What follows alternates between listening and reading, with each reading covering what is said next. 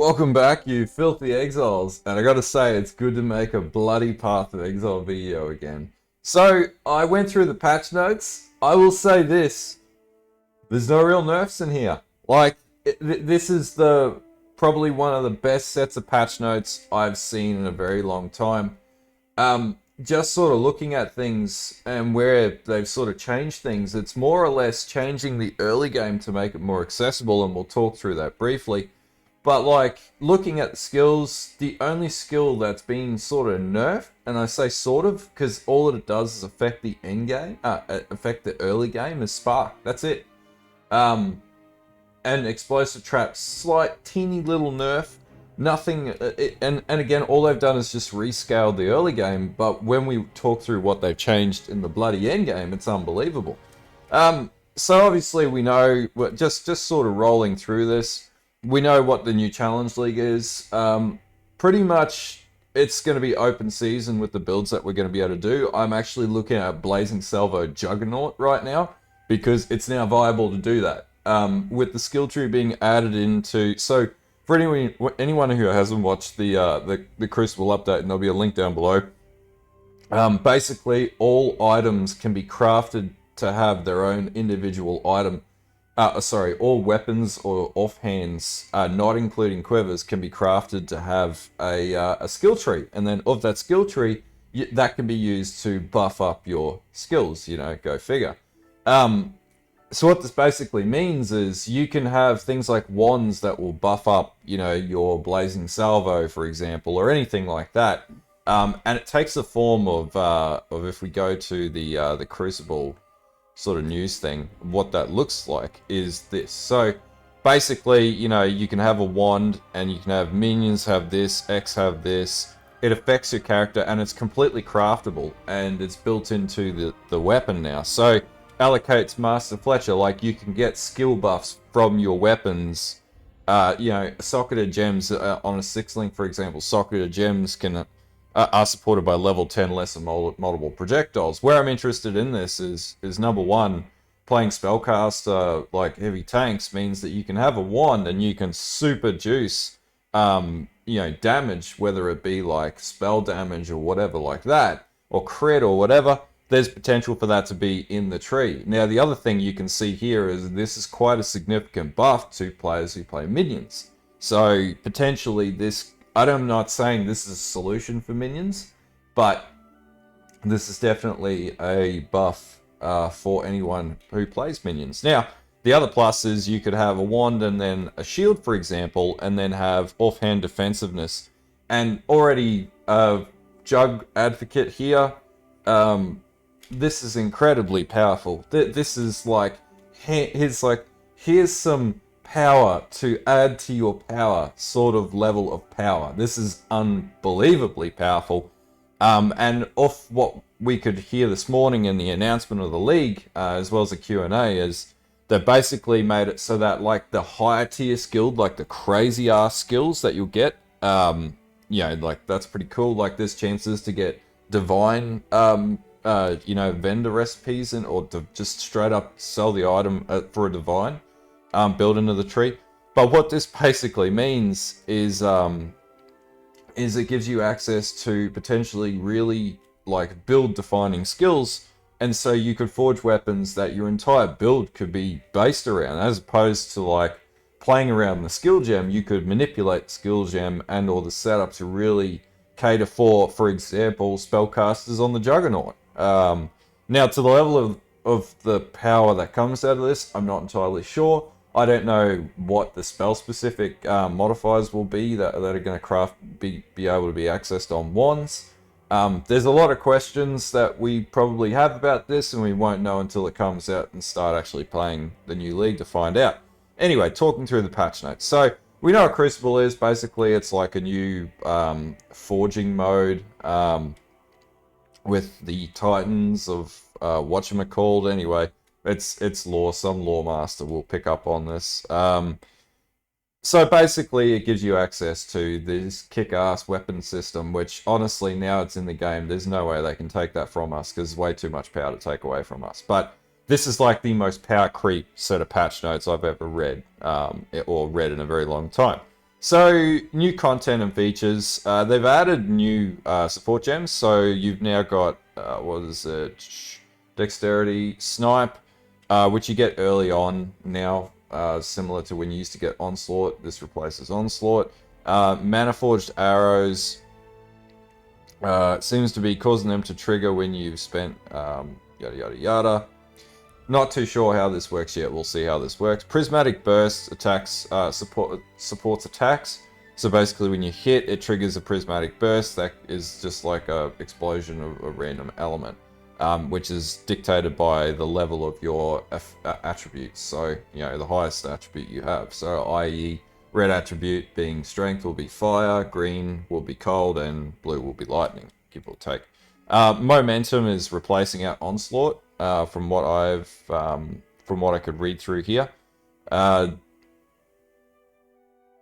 anyway. So Momentum replaces Onslaught, or at least the gem Onslaught, and is given to you earlier on. So we've got like new uniques and whatnot, and we'll talk through the changes down below, but it just gets, better and better as you read. So currency stacks have been increased to 20 for things like Val, Alchemy Chaos, Tainted Chaos, Eldritch Chaos, and Failed Chaos, which is a really good change. Huge quality of life change, which is fantastic. League revamps. So they did adjust Breach League, and I won't go into the details of what they changed. They basically just pushed its levels up, made it more accessible in maps. You can see that in the developer video that just came out, so I'm not going to go into detail here, but the changes that they didn't talk about in as much detail are the changes to the uniques, and boy, some of these changes are off the chain. So number one, like the Red Dream unique jewels, Nightmare, Green Nightmare and whatnot have all been buffed. They've all been fucking buffed, like big time. These were like not terrible items before, but they've been buffed, hella buffed. So where it gets even better. So the Severed in Sleep sword no longer has attributes minions deal. There have been some changes to it. Now provides minions with 29% chaos res, grants level 25 envy. Minions have 60% chance to inflict with it on hit. So like the Severed Step actually looks like something you could use on a Poison SRS. By the way, Poison SRS is still going to be playable. They haven't touched it. The United Dream unique sword no longer has minions deal 60 to 80% increased damage. Now I think this was used on a lot of Poison SRS builds, so they've now taken off the minion damage on that, and that might tilt some people because it makes this item less usable on that build. But that build was already ridiculous, and yeah. Anyway, Anticipation. It's now going up to 100. It's got a nerf to 100% increased armor. But you'll get up to 3,000 if you blocked recently, so that's pretty big increase armor-wise. Like it's pretty negligible, really. Like it's balanced out well enough that you get a bit more, just a little bit more out of it, and it incentivizes running block. But the one that I really liked was if you upgrade that to the Surrender, it now goes up to 205% increased armor, and now goes 250 to 500 life when you block instead of 250. So that's an absolutely fucking enormous amount of life that you get back. The counterbalance of that is no 1500 armor when you block, but seriously, 500 life or even like 400 life on block is absolutely insane. They've adjusted things like the Infinite Pursuit and actually made them usable items. The Red Trail again just gives you increased movement speed flat and a lot of health and a lot of armor.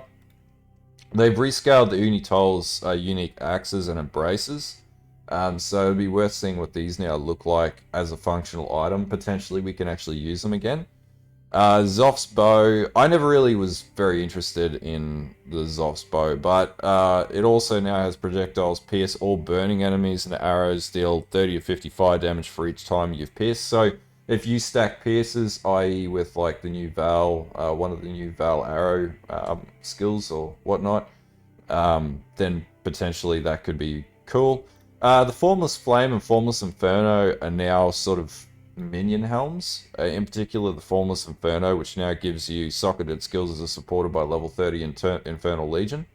Zoph's Heart was changed for the better as well. So you no longer cover enemies in ash when hit. You now cover enemies around you for like all the time, which is really good.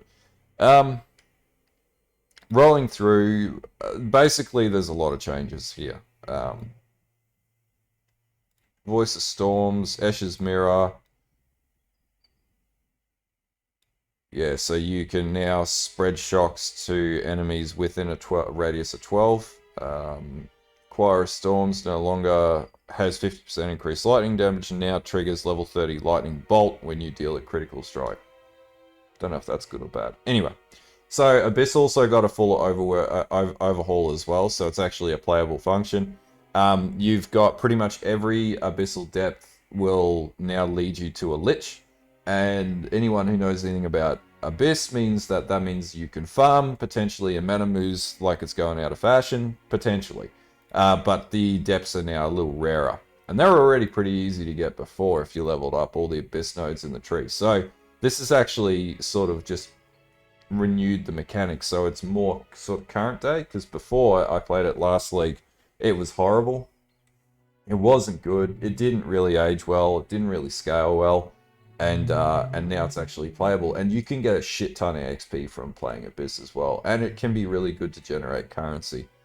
So they changed a lot of the tree points as well, and that's further down below, but some of the really cool things, so the changes here, so Darkness and Throne, which is used just notably as like a minion buffing sort of belt, has now moved from 75% flat sort of increased effect of Abyss Jewel socketed, because you can socket 2 Abyss Jewels in it, to 50 to 100%, which is huge, because it means you can double the effect of any Abyss Jewel that you put into, you know, the belt, which is really cool. Tekrid's Gaze, I don't think anybody really cares about that. I'm not sure what the function of that, what difference that's going to have at this stage, but, you know, is what it is. Could be really cool. What I can't see is any change to a Manamoo's Gaze. So, Poison SRS, been unaffected.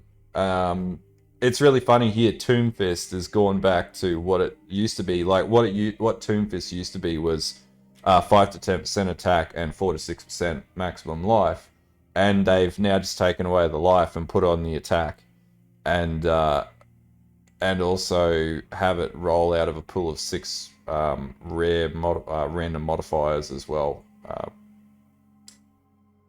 Yeah, they've just basically just reverted it to what it used to be before they nerfed the shit out of it, because at one point Tombfist was a really, like, everybody had a Tombfist on. But anyway, Atlas changes. We don't care about Atlas changes. Let's be real. They just change the maps around, as they always do, to refresh it. And I'm fine with that. So, the wedding gift can now be found in Overgrown. I don't know what that is, but we'll find out. Also, with endgame changes, I don't really care about Eldritch mods. I know there's people out there that are like, whoa, Eldritch changes. Like, Eldritch is just a really OP way to farm anyway. And it's a lot of fun. So, anyway, replica unique item rewards in Grand Heist no longer have a chance with normal a higher chance than normal to spawn with a high number of sockets and or links. That's okay, because you can just craft that. So that's all G. Alright.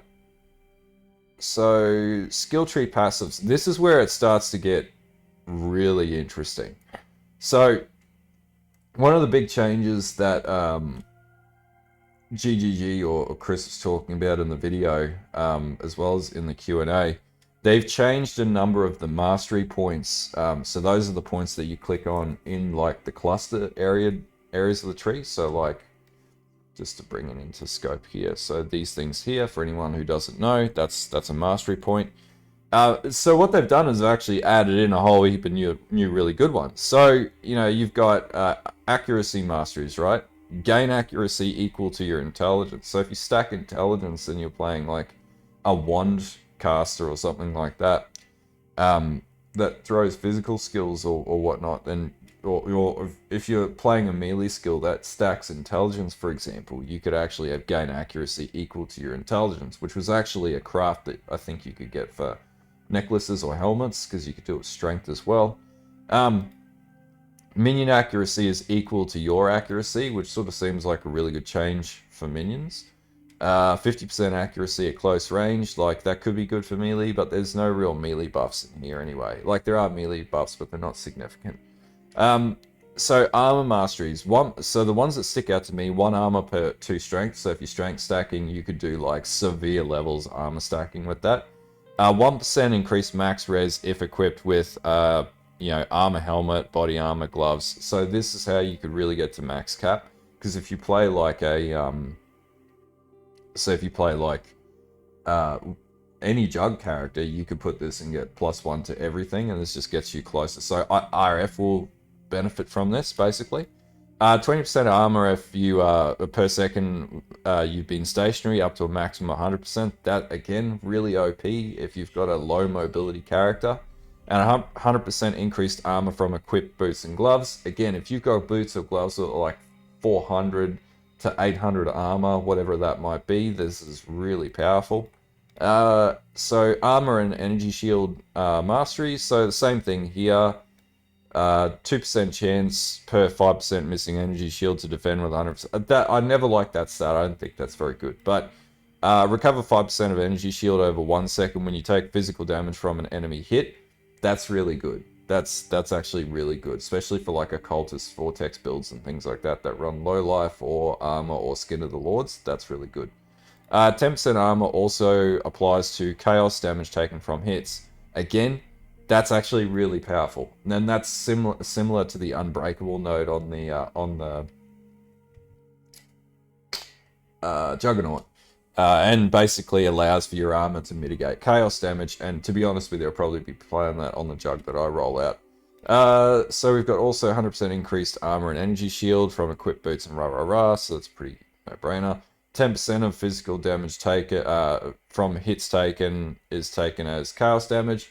Again, if you've got overcapped chaos damage and you want to mitigate more physical, you could do that, and that's going to make you tankier. To be honest with you, like, these changes actually make Ubers achievable for more players. It's not going to be so gated now because we're going to have the power off of the tree changes, the power off of the item trees moving forwards, and basically you'll be able to tank Ubers with some of these, or this will really help you build towards tanking Uber hits. So we won't go into this armor, that's a little boring. Attack mastery, so gain adrenaline for 1 second when you change stance, like blood or sand stance. Monsters cannot block your attacks. I didn't know that was in there. That is super fucking overpowered. So that means that, do you need to stack? And the question I have there is then, do you... Well, no, you would still need to stack accuracy. Like, that's a no-brainer, but it means that monsters could never negate your attack, basically. They could only ever evade your attack. And that's actually pretty cool. Alright, nearby enemies are intimidated while you have rage, and intimidation will actually result in more damage being taken to the enemies, which is really cool. So caster masteries, 25% more spell damage if you've been stunned while casting recently. There's the notion that you could play a stun character now with the way that the tree's being set up and some of the skills that are coming into the itemization, and potentially we're going to be putting together like a self-stun character. And even saying that seems a little crazy, but it's pretty cool. 25% chance to open nearby chest when you cast a spell. Nobody is going to use this. Like, this is absolutely stupid. Nobody is going to use this. I can tell you now. I don't know why they added that. That feels like a Diablo 3 sort of mod there. Nobody's going to use that. Maybe I'm wrong, but you can type that in the comments. Chaos masteries. So the ones that I like here, 1% maximum chaos res, 1% life with a debuff on each enemy you kill, which is really cool. Deal 10% more chaos damage to enemies which have energy shield, which is pretty good to eat away. So things like, Bane Pop Occultist and things like that will actually use that sort of thing and just rip through enemies like they're nothing.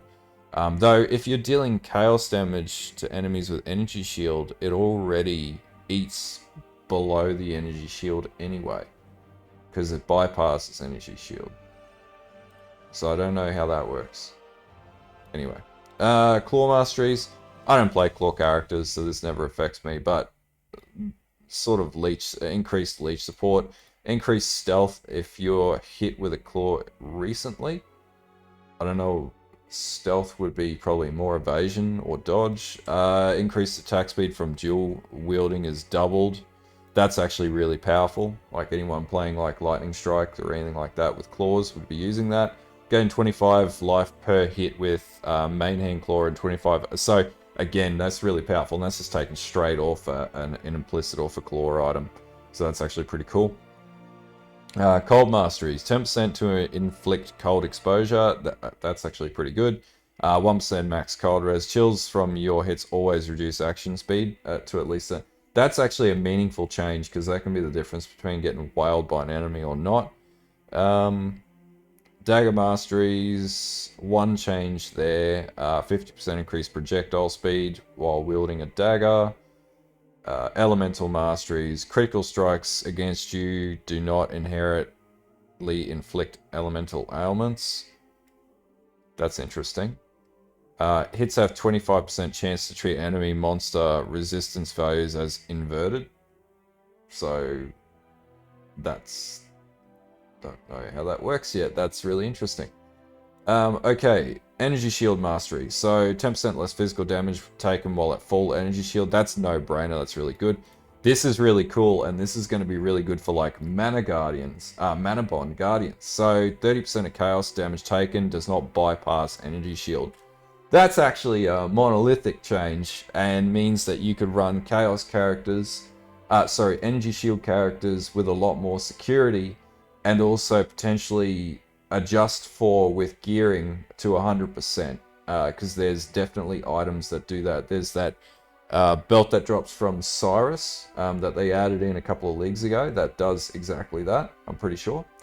So you could stack that up, and then you could basically run, with that one mastery, you could run energy shield characters without that negated chaos damage being taken, or chaos damage bypassing the shield. You could run low life without actually having to run a shavs. You could just stack this attribute across like 3 or 4 items and have like 100% chaos damage does not bypass, and then you could play, you know, any like low life whatever character with a Prism Guardian pretty much on any tune that has energy shield, and you could stack a lot of energy shield as opposed to running shavs builds. So maybe shavs is becoming less, maybe they're making shavs redundant with this and making it actually craftable to get out of having to use the shavs on things. So I might end up playing with something like this. I might end up actually playing Mana Bond this league for Delve later down the track. So this is actually a really welcome change. Evasion masteries, 15% chance to suppress spell damage if, you know, with everything on that has evasion. There's just so many changes here. This is interesting. Every 4 seconds, regenerate new energy shield equal to 1% of evasion rating over 1 second. That's... okay. That could be pretty good.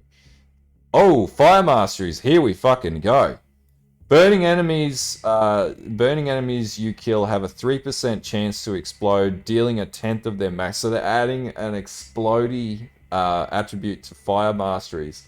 This is really fucking powerful for EK builds, which I was actually funnily enough looking at. So that's actually really cool.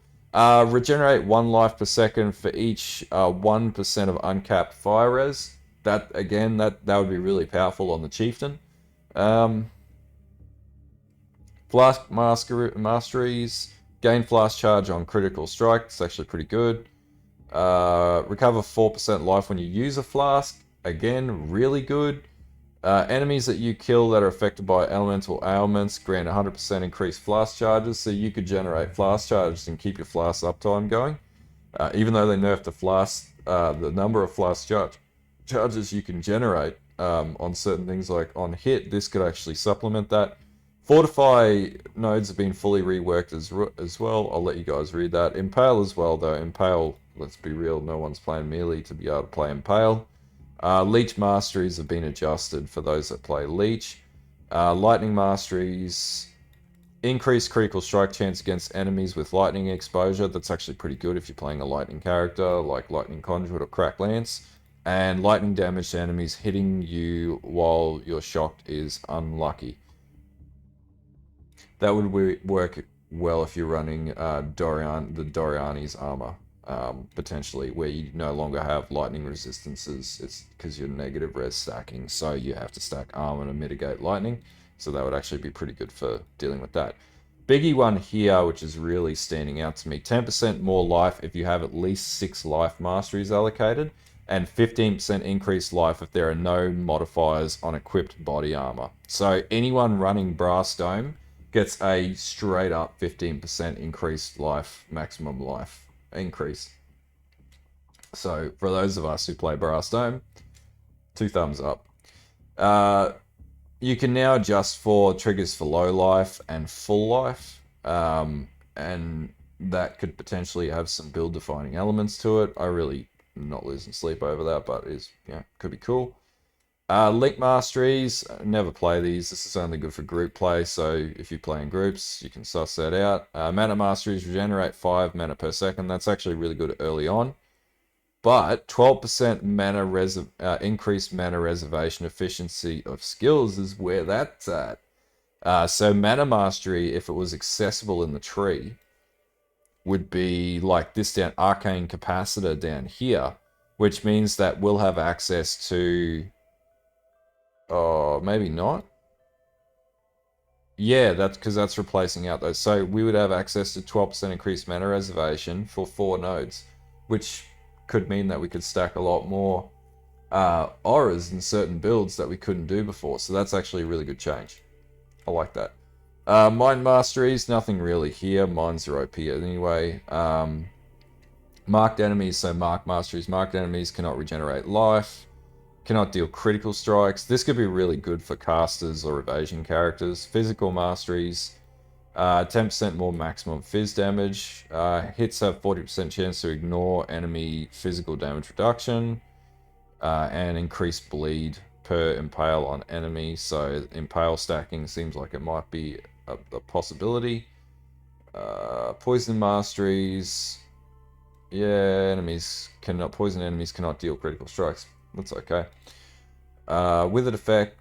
Never really worried about this, so you can read that if you want. Recovery masteries. No changes there. Oh no, this is a new mastery altogether. That's a new mastery altogether that's been added into the tree. Reservation masteries. 1% to all elemental resistances if you have reserved life and mana. That's actually pretty good. That's going to be really good for like guardians or any character that's reserving life at the end of the day. Maybe even my jug. Actually, it's going to be pretty good on my jug. Anyway, deal with that when we get to that.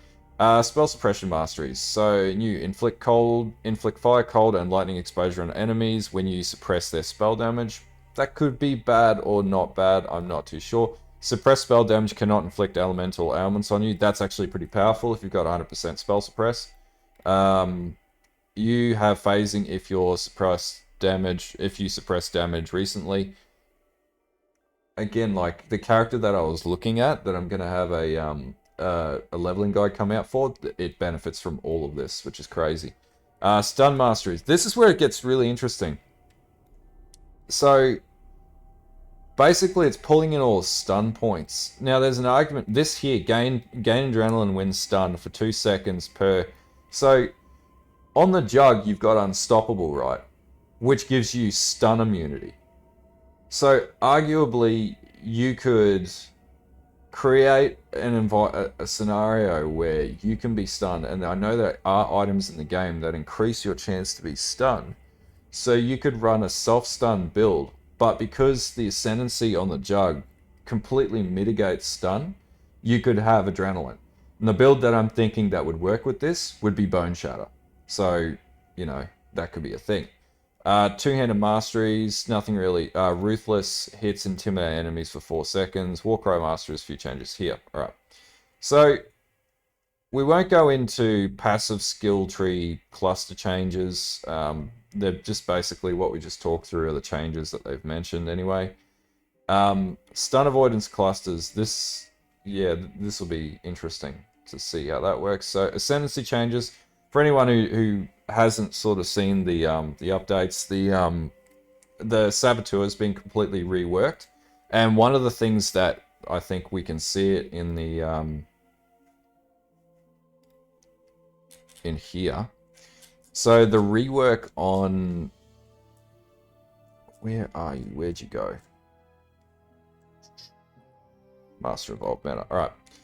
The rework on the Saboteur now allows for it to use triggers a lot more efficiently. So, is this the old? That's the Pathfinder. These are the new setups. So what we could see, using skills or traps, triggers, where was it? Yeah, we'll have to have a play with this. Anyway, I can't see where the changes are. Oh yeah, so we get things like triggers level 20 summon trigger bots when allocated. So like trigger bots then re-trigger the skill that already triggered, and that would work on cast on damage, cast on crit, things like that.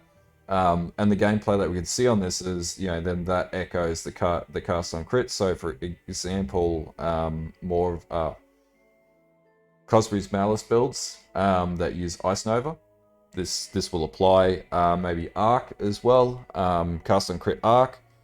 All of that can be basically used on the Saboteur now, and to quite an extensive level of effect. So without going into detail, that's some of the biggest changes there. Yeah, like I'll let you guys read through that when you get a chance. If you're a Saboteur player or a mine-based character, it won't affect your ability to play mines, but it will allow you to do more with other skills, which opens this up to, you know, cast on crit, cast while channeling, maybe not cast while channeling, different things like that. Pathfinder, they made it really Flask-centric. So here's a list of full changes. No longer grants 40% physical damage converted to chaos. It now instead grants 25% chance to inflict wither for 2 seconds and 50% increased effect of wither. Yeah, so it's all about more flask generation, which is good, because what we'll see below is they buffed up the they actually buffed up the flask skills, so they do a lot more base damage at a higher cost. So having this ascendancy like on Poisonous Concoction will continue to push it up, and you'll do more damage. Basically, you don't even need to change your approach to playing the game. You're basically just going to get more power out of this setup natively. If Diamond, they've added things like if Diamond Flasks are consumed, 150% increased crit chance, Bismuth, 20% Elemental Pen, Amethyst, 25% physical damage as extra chaos damage, which is pretty cool. The Ascendant has been updated to reflect those changes. Now, I won't go into new gems, not really. There's nothing really significant here, but the skill rebalance is quite significant. Okay, so skill rebalance. This is the one that we look at to see if there's any like nerfs or anything like that. What I can say at this stage of the game, no nerfs. So, or no significant nerfs. So Melee Splash, we don't even care about Melee Splash. It's built into the tree now. Honestly, they can just remove this gem and just leave it into the tree. Awaken Melee Splash, same scenario. I'm not even going to ingratiate commentary on that because we don't care about that. Blight now has a base duration of 2 seconds on all skill gem levels, down from 2.5. So this got a buff, and the base chaos damage went up to 3.9 from 3.1, and high capped at 284 at level 20 from 257. So anyone who played Blight builds is getting a nice healthy buff this league. Explosive Trap, it really only, like, its endgame scaling at level 20 was left as it was. It really only got a small change at level 1, which I don't know who's going to get up in arms about this, but seriously, it's not even a change worth commenting. It's like 3 small explosions versus previously 4. That's the only change. And then you get that back by level 20 anyway to the cap that it was previously. Shattering Steel has had a nerf in the low game, but in the higher end game has had a buff. So they focus more on buffing up the late game, or leaving the late game as it was on a few skills, and just disabling the power at early game. Also the same with splitting steel. These were like powerful early game, but they were terrible at end game. So base projectile spark, and this one will upset a few people too. So base projectile speed of spark has been reduced, but that's fine because you can just stack the projectile speed. So you can get that on items, you can get that in your tree, you can get that 1,000 different ways. It's easy to get. And now spark now fires 3 projectiles at level 1 instead of 4, but 7 at level 20. So no change at endgame, and as you level it up, it will natively increase, but at level 1, it's a little less powerful. And that's only not because the base damage is less powerful, it just has 1 less projectile. Which, I'll be honest with you, not even an issue. Like, you still get 3 projectiles, it'll still do tons of damage. I wouldn't be worried about that. And you still get that back by gem level 20, so it's all good. Spectral Throw, nobody cares about Spectral Throw. Lightning Tendrils has been buffed. So it's 1 to 6 lightning damage, previously from 1 to 4, and scales 75 to 1420 from 55 to 1042, which is pretty powerful. Now, no longer gives you the 200% more damage with hits, and instead Stronger Pulses always crit. What will be really interesting to see is how the Phantasmal version of this gem works, because Phantasmal does like 800% increased pulse damage. So what are they doing with that? Is that like crit multi now? Like, what's the go? So yeah, we'll see what the go is. And now the frequency of pulses is every 3 pulses instead of 4. So you crit, you get 100 maximum crit, 25% more of the time. So that's pretty cool. So Explosive Concoction now consumes 1 charge per projectile fired from 1 flask of each valid flask type, instead of 3 charges from 1 flask of each type. So that's actually a buff. And then the base damage has went up in every possible way.